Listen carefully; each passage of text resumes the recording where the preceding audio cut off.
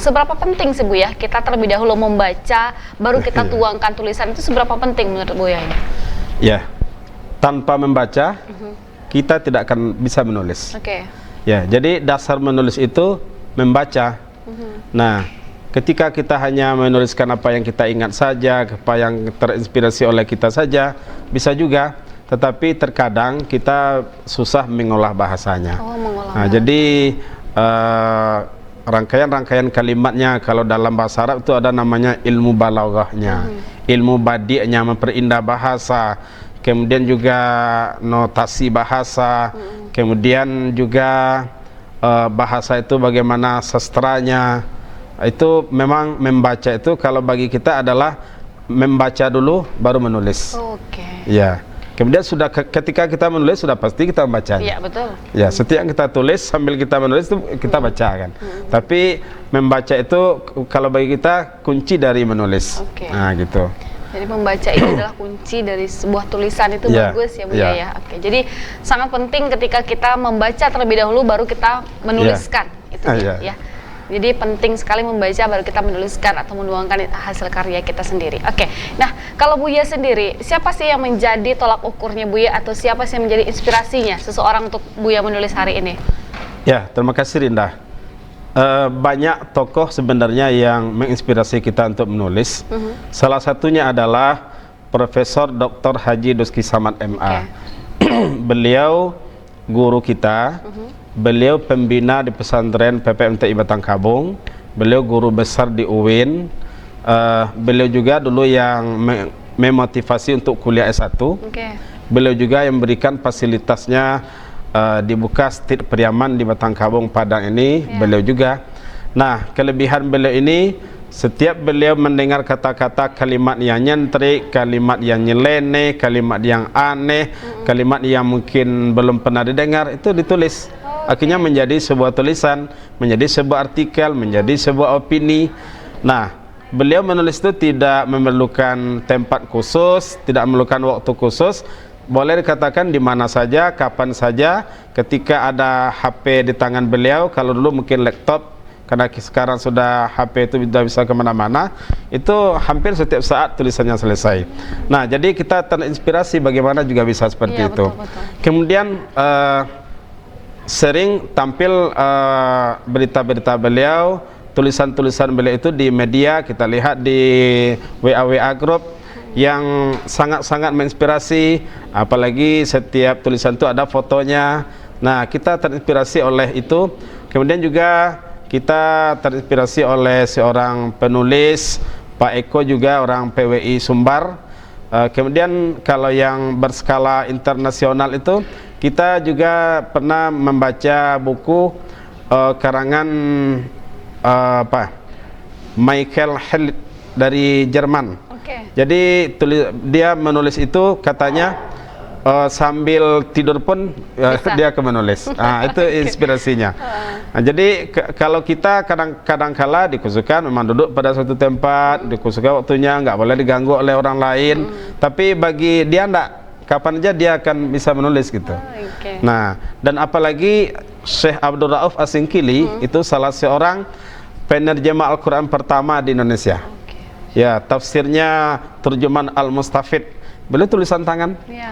Itu 12 jilid tafsirnya dan banyak lagi buku-bukunya, ilmu fikih, ilmu tauhid, tafsir, dan sangat-sangat banyak sekali buku-buku yang karya yang dia tinggalkan. Dia memang seorang penulis yang sangat perspektif menulis beliau itu sangat tinggi. Jadi banyak sebenarnya tokoh, salah satu tokohnya memang beliau adalah Profesor Dr. Haji Duski Samad ini. Kemudian juga guru-guru kita di MTSN 1 Padang, guru-guru kita di Kemenak, itu banyak yang menginspirasi kita untuk menulis gitu. Itu Rinda.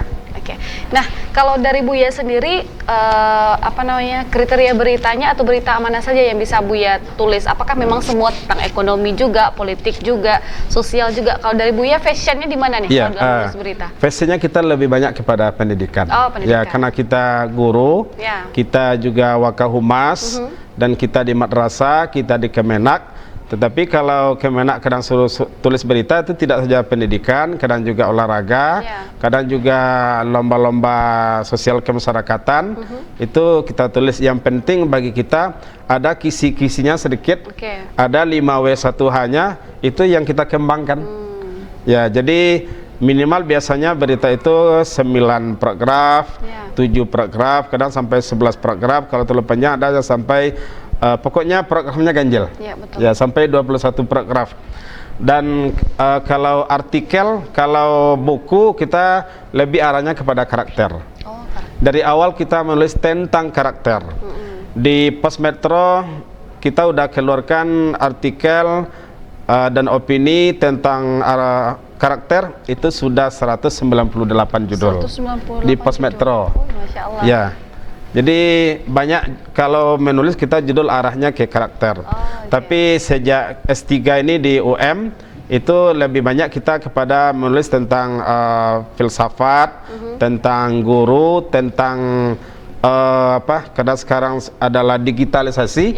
Jadi bagaimana pembelajaran digitalisasi itu udah banyak kita tulis. Jadi hampir seimbang antara berita dengan artikel dengan opini yang kita tulis. Dan alhamdulillah semuanya itu dipublish. Ya, publish. Tinggal kalau Rinda ketik di Google, ketik aja tulisan-tulisan Dafril Tengku Badaro contoh. Itu akan keluar ya? Insya Allah ketemu. Seperti itu. Oke. Dan alhamdulillahnya Buya juga sudah meluncurkan 5 buku ya Buya ya. Boleh kita kupas ini tentang buku ya 5 buku yang sudah diterbitkan nih Buya. Ya, buku pertama itu Kiat Cepat Pintar Berdakwah. Nah, itu kita tulis 2018.